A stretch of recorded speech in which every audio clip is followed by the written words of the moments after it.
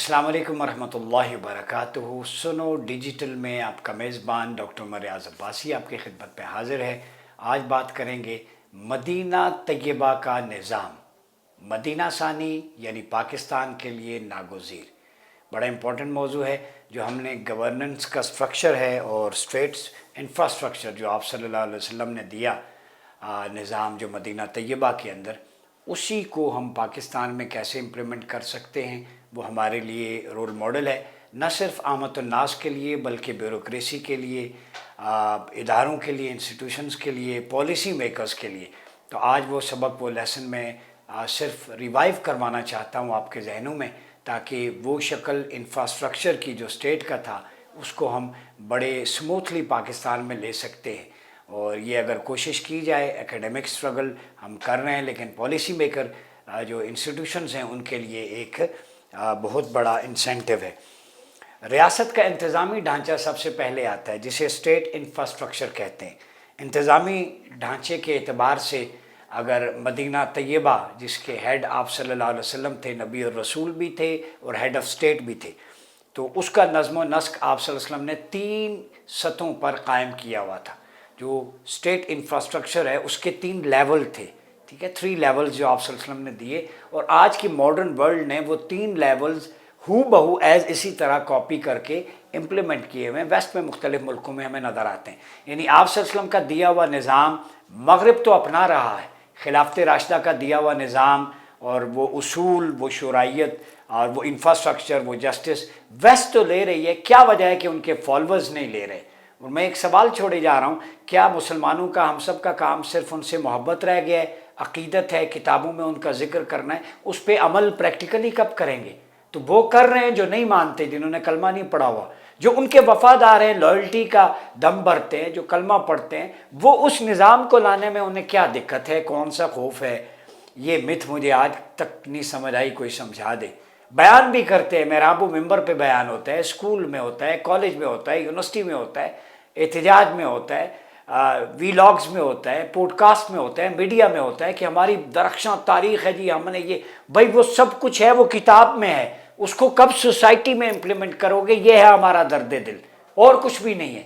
उसको कब इम्प्लीमेंट करोगे? उसके जो समरात हैं आम आदमी तक पहुँचें, और तब हम बता सकें कि जिस रसूल का सल्लल्लाहु अलैहि वसल्लम का कलमा पड़ा है, उनके निज़ाम के साथ भी वफा कर रहे हैं, इम्प्लीमेंट करके दिखाएं। फिर आप मगरिब, आपको कोई ताना नहीं देगा कि प्रैक्टिकली इस्लाम किसी एक मुल्क में रायत शुदा बता दें। आज ये बहुत बड़ा सवाल है, वेस्ट पूछता है कि आपके पास सब कुछ किताबों में है, आप सल्लल्लाहु अलैहि वसल्लम के दिखा दिया, खुलफा ने, तो आप क्यों नहीं ले रहे उस मॉडल को? हमें कह रहे हैं। तो सबसे बड़ी मुनाफिकत तो ये है कि जिनका कलमा तो पढ़ते हैं उस वजह से कि जन्नत मिल जाएगी, और उनका निज़ाम नहीं लाते। ये बहुत बड़ा सवाल है उन लोगों के लिए जो सोचने समझने की सलाहियत रखते हैं। तो रियासत मदीना का नज़्म व नस्क 3 सतहों पर, 3 लेवल पे जो आप सल्लल्लाहु अलैहि वसल्लम ने दिया। एक है मरकज़ी सतह, फिर सूबाई सतह, तीसरी है मकामी सतह।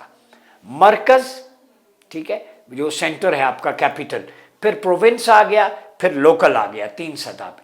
तो इसमें आप देख लें, सेंट्रलाइज्ड पॉलिसी एक है मरकज़ी सतह पे होती है, जो शूरा और आपकी कमेटीज़ तय करती हैं, ठीक है, और दूसरा सूबा है, प्रोविंशियल लेवल पे उस सेटअप को देखा जाता है। तीसरा है लोकल। लोकल यहाँ बल्दियात का, म्यूनिसिपल एडमिनिस्ट्रेशन का जो सेटअप है, ताकि लोगों को डोर स्टेप पे उनके मसाइल का हल दहलीज पे मिले, इंसाफ मिले, उन्हें साफ़ पानी मिले, तालीम मिले, रोज़गार मिले, हेल्थ फैसिलिटीज़ मिले। तो ये सोशल जस्टिस का पूरा एक फैब्रिक आप सल्लल्लाहु अलैहि वसल्लम ने 1400 साल पहले दे दिया था। आज इसे इनहराफ किया जा रहा है। सिर्फ लोकल सतह देखें तो बीडी सिस्टम इस वक्त मुअत्तल है पूरे मुल्क के अंदर। मदीना में आप सल्लल्लाहु अलैहि वसल्लम से कबल कोई निज़ाम मौजूद नहीं था, ये तो बिल्कुल तय है। There was no existence of any system in Medina, जिसे यसरब कहते थे।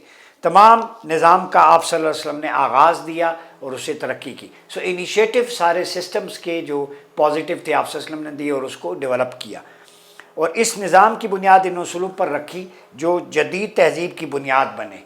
यानी आज कल के मॉडर्न एरा की रिक्वायरमेंट देख कर उस वक्त आप सल्लल्लाहु अलैहि वसल्लम ने उस वक्त वो निज़ाम दिया, आज के पैरामीटर्स को सामने रखते हुए। मसलन शहरी मनसूबा बंदी जो है, ठीक है, और जो शहरी मनसूबा बंदी से मुराद ये है कि अर्बन जो پلاننگ ہے اینڈ ڈیولپمنٹ ہے، جس پہ آج بہت کام ہو رہا ہے، UNDP وغیرہ ادارے کر رہے ہیں، یہ کانسیپٹ آپ صلی اللہ علیہ وسلم نے شہری منصوبہ بندی کا 1400 سال پہلے دیا، جسے بہقی نے، امام بہقی نے سنن الکبریٰ کے اندر نقل کیا ہے، ٹھیک ہے، حدیث نمبر 11642، ٹھیک ہے، وہ کیا ہے؟ اذا شککتم فی الطریق فاجعلوا 7 اذرع تختلف فی الحاملتان، کہ جب تم راستے میں توسیع کرو، ٹھیک ہے، طریق میں راستوں کو جب کشادہ کرو تو انہیں 7 گز چوڑا رکھا کرو۔ یہ ٹاؤن پلاننگ کے لیے بہت بڑا انفراسٹرکچر کے لیے درس ہے، چاہے وہ روڈ ہے، لوکل روڈ ہے، چاہے وہ گھروں کے درمیان سٹریٹس ہیں، گلیاں ہیں، ٹھیک ہے، ان کے درمیان شاہراہیں ہیں، سٹریٹس ہیں، ٹھیک ہے، تو ان کا ایک جو میکانزم آپ نے دیا، 7 گز چوڑا رکھو تاکہ 2 لدے ہوئے جانور بآسانی آمنے سامنے گزر سکیں، تو 7 گز چوڑائی یہ پیرامیٹر کم از کم دیا گیا، ٹھیک ہے، تو وہ رکھتے ہیں۔ اور یہ ٹاؤن پلاننگ میں بڑا امپورٹنٹ ہے کہ جب آپ راستے تنگ کر دیتے ہیں تو آنے جانے میں سب کو مشکلات ہوں گی، پھر 2 گاڑیاں، 2 لدے ہوئے جانور، اب اس وقت جانور تھے تو آج لدے ہوئے کیوں کہا کہ سامان جانور کی پیٹھ پہ باہر ہوتا ہے، کئی فقہا نے لکھا کہ اس سے مراد آج کے دور کی جدید گاڑیاں تھیں، ان کا سائز تاکہ برابر ہو جائے، تو وزڈم رسول اللہ صلی اللہ علیہ وسلم کا ویژن دیکھیں، اس وقت وہ بات کی، ورنہ وہ کہتے کہ 2 جانور، تو جانور پر جب سامان لا دیں تو وہ باہر آ جاتا ہے، تو جب سامان باہر آ جائے تو ایک گاڑی جو ہے وہ مہران یا شہدور اس کے برابر اس کا سائز ہو جاتا ہے۔ یہ وزڈم ہے آپ صلی اللہ علیہ وسلم کا 1400 سال پہلے، آج کی ریکوائرمنٹس کے مطابق جو سٹریٹ کے سائز ہیں، جو پلاننگ اینڈ ڈیولپمنٹ ہے، اس میں آپ نے ایک ماڈل دے دیا اور پوری دنیا آج اس کو فالو کر رہی ہے۔ گویا آپ نے 2 رویہ ٹریفک، ڈبل وے ٹریفک، اس کا کانسیپٹ دیا، اور بلدیاتی منتظمہ، لوکل ایڈمنسٹریشن کا تصور دیا کہ یہ لوکل باڈیز یہ کام کریں گی، جہاں جہاں پہ سٹریٹس میں جب آپ ٹاؤن پلاننگ کرتے ہیں تو گلیاں کھلی چھوڑا کریں، وہ جتنے بھی وہاں پہ گھر ہیں سب کے لیے آسودگی اور خوشحالی کا باعث بنے، ٹھیک ہے۔ ہمارے ہاں جب یہ ریئل اسٹیٹ والے کرتے ہیں تو وہ بہت کم گلیاں چھوڑتے ہیں، گلیاں کھلی چھوڑا کریں۔ پھر چند کاتبوں پر مشتمل ایک دفتر یعنی سیکریٹریٹ قائم کیا گیا، امام طبرانی لکھتے ہیں اس وقت سیکریٹریٹ تھا، جو حساب کتاب تھے علاقے کے، وہ اس میں محصولات، آمدنی اور اخراجات اس میں لکھے جاتے۔ ان کاتبوں کے کچھ فرائض تھے، کچھ لوگ وہی لکھتے، کچھ زکوٰۃ کو اندراج کرتے، جو ٹیکس وصولی، یعنی رقم کس سے وصول ہوئی، کس پر خرچ ہوئی، پورا ایک جو ہے وہ فسکل جو بجٹ ہے اس کے ٹریجری کے ریکارڈ پورا مینٹین ہوتا۔ 1400 سال پہلے جنگوں میں ہاتھ ہونے والے مال غنیمت کے بارے میں ہدایات ہوتی، سارے فوجیوں کو برابر حصہ دیا جاتا اور 5واں حصہ حکومت کو ملتا، حکومت کو وہ اسٹیٹ افیئرس چلانے کے لیے۔ پھر مال غنیمت کے لیے بھی خصوصی کاتب تھے، اسی طرح کم و بیش 10-12 مدوں کے لیے الگ الگ کاتب مقرر کیے گئے تھے۔ ان میں فارن افیئرس کا محکمہ تھا، محکمہ خارجہ اس وقت موجود تھا، جہاں بیرونی حکمرانوں اور سرداروں کے رابطے کے لیے خط و کتابت ہوتی، یعنی ڈپلومیٹک افیئرس کے لیے آپ صلی اللہ علیہ وسلم نے ایک فارن پالیسی ایجنڈا تشکیل دینے کے لیے آفس آف فارن افیئرز قائم کیا ہوا تھا، اور وہاں پہ اس کے ایکسپرٹس لیٹرز لکھتے تھے مختلف ڈپلومیٹس کو، مختلف ملکوں کے سفراء کو، بادشاہوں کو، وہاں سے خط و کتابت ارسال ہوتی تھی۔ تو یہ فارن آفس جو ہے وہ آپ صلی اللہ علیہ وسلم کے دور میں باقاعدہ موجود تھا، جو ڈپلومیٹک افیئرس کو ڈیل کرنے کے لیے، اور اس میں سبجیکٹ اسپیشلسٹ وہاں پہ بیٹھے ہوتے۔ پھر تنظیمی ڈھانچے کی درجہ بندی اور محکمہ جات کی تقسیم کا جو انتظام و انصرام تھا وہ مثالی تھا، آئیڈیل تھا، جس میں اقتدار و اختیار کا سرچشمہ نبی اکرم صلی اللہ علیہ وسلم خود تھے، ہیڈ آف اسٹیٹ کے طور پہ۔ سربراہ حکومت کی حیثیت سے آپ نے اپنے کچھ اختیارات یعنی پاورز مرکز، صوبے اور مقامی حکام کو بھی منتقل کر رکھے تھے، ڈیلیگیٹ کر رکھے۔ اب یہاں ایک امپورٹنٹ نقطہ دے رہا ہوں آپ کو، آپ صلی اللہ علیہ وسلم نبی اور رسول بھی تھے، ہیڈ آف اسٹیٹ بھی تھے، ٹھیک ہے، مرکزی حیثیت، اختیارات کا چشمہ آپ کے پاس تھا، لیکن اس کے باوجود آپ صلی اللہ علیہ وسلم نے بھی سربراہ حکومت کی حیثیت سے، جب آپ ہیڈ آف اسٹیٹ تھے، گورنمنٹ افیئرس دیکھ رہے تھے، تو آپ نے کچھ اتھارٹیز کو ڈیلیگیٹ کر رکھا تھا، یہ ڈیولوشن پلان ہے۔ تو جب رسول اکرم صلی اللہ علیہ وسلم انسانیت کی فلاح کے لیے ڈیولوشن پلان اڈاپٹ کرتے ہیں، اختیارات نچلی سطح تک منتقل کرتے ہیں، ڈیلیگیٹ کرتے ہیں، تو آج کے سٹیٹس کو شرم آنی چاہیے کہ وہ اختیارات نیچے کیوں منتقل نہیں کرتا۔ آپ صلی اللہ علیہ وسلم اختیارات اپنے پاس ہی رکھتے تو کوئی مسئلہ نہیں تھا، لیکن سربراہ حکومت کی حیثیت سے آپ نے نیچے ڈیلیگیٹ کیا پاورز کو۔ یہ سنت مصطفیٰ ہے، اختیارات کو صوبائی، مرکزی اور مقامی سطح تک منتقل کرنا یہ آپ صلی اللہ علیہ وسلم کی سیرت کا نمونہ ہے، آپ نے کر کے دکھایا، سنت ہے، اور آج اس سے انحراف ہو رہا ہے، اقتدار پہ سانپ بن کے بیٹھے ہیں اختیارات پہ کہ میری پاس چلی جائیں گی۔ تو پاور میں جو پارٹیسپیٹری کلچر ہے وہ آپ صلی اللہ علیہ وسلم نے انٹروڈیوس کروایا۔ تینوں سطح کے حکام کا تقرر، اپوائنٹمنٹ، تبدیلی اور معزولی کا کلی اختیار آئین کے مطابق آپ کے پاس تھا، آپ صلی اللہ علیہ وسلم کے پاس تھا۔ یہ تین چیزیں بڑی امپورٹنٹ ہیں۔ یہ میثاق مدینہ کا آرٹیکل 28 بھی اس کو ایلیبوریٹ کرتا ہے۔ مرکزی انتظامیہ میں مختلف نوعیت کے عہدیداران تھے، جبکہ صوبائی میں ولات یعنی گورنر اور ان کے ماتحت حکام اور عمال شامل تھے۔ ولی گورنر کو کہتے تھے اس وقت، اور ان کے ماتحت حکام اور عمال ہوتے تھے۔ مقامی سطح پر ریاستی ڈھانچہ، شیوخ جو رسپیکٹیبل سٹیزنز ہیں وہ قبائل، ٹرائبز، مقامی منتظمہ، نقبان شہر مدینہ جو نقیب تھے، اور عدلیہ اور عمومی افسران پر مشتمل ہوتا تھا۔ اب آتے ہیں جوڈیشل سسٹم آپ صلی اللہ علیہ وسلم کا، ٹھیک ہے۔ ابتداءً عدلیہ کے عہدوں کو انتظامیہ کا ہی جز سمجھا جاتا تھا، چونکہ اکثر علماء و بیشتر حاکم علاقہ عدلیہ کا افسر اعلیٰ ہوتا تھا، لیکن اس حیثیت سے آپ صلی اللہ علیہ وسلم کی ریاست اسلامی کے قاضی القضاء یا چیف جسٹس بھی تھے۔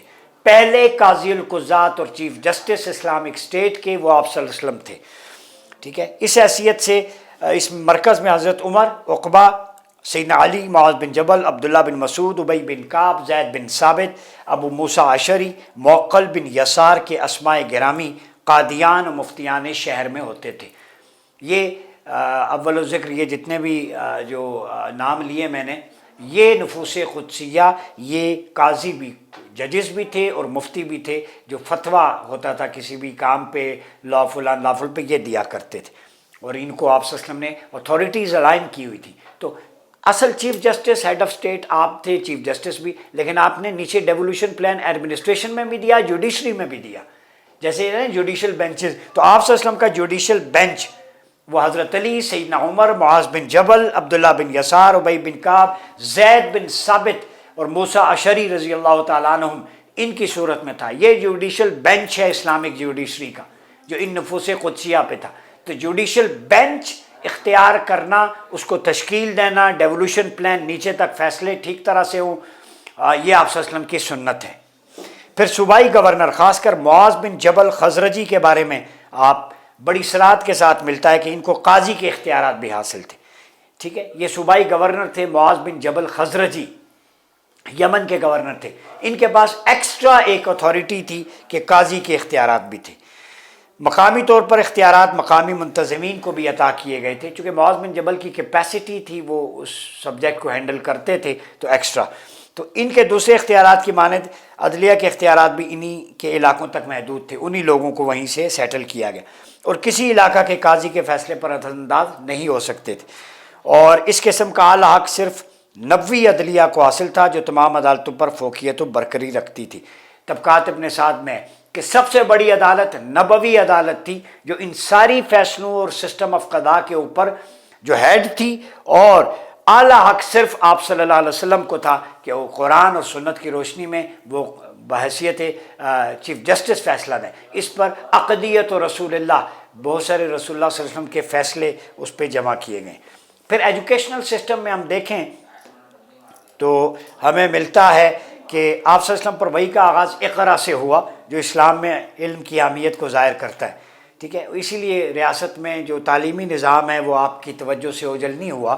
آپ نے مسجد نبوی کے اندر صفہ کے نام سے ایک حصہ مختص کیا جو تعلیم کے لیے مخصوص تھا۔ یہ دن کے وقت تعلیم کا کام دیتا، رات کے وقت اہل صفہ کی، ان اسکالرز کی قیام گاہ ہوتا۔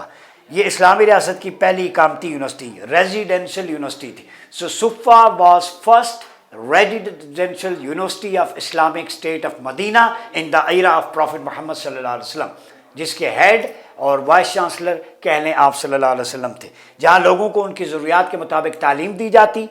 آپ نے صفحہ میں پڑھنا لکھنے کا انتظام کیا، نہ صرف قرآن کے تھیمز اور لیسن بتائے جاتے، بلکہ صحابہ، خوشنویس صحابہ کو لکھنے کی تعلیم دی جاتی۔